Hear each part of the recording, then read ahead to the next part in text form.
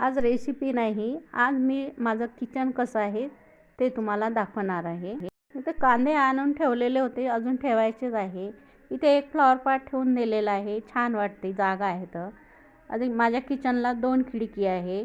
खिडकीचं बाहेरचं व्ह्यू तुम्ही बघू शकता, खूप छान हिरवागार झालेला आहे बाहेर। किचन ओटा खूप मोठा आहे, त्यामुळे आय स्पेस जागा आहे, खूप मोठं ठेवलेलं आहे। इथे मी शेगडी ठेवलेली आहे, 4 बर्नरची आहे माझी शेगडी। ही शेगडी वास्तुशांतीला माझ्या बहिणीने गिफ्ट दिलेली आहे मला। हात वगैरे पुसायला नॅपकिन ठेवून दिलेली आहे इथे।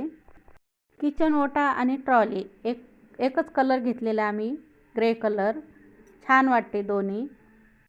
ट्रॉलीचं कलर खूप छान आहे, थोडंसं कापड फिरवलं की लगेच स्वच्छ निघतात, चमक मारतात। एक साईडला खिडकी आहे अशा प्रकारे।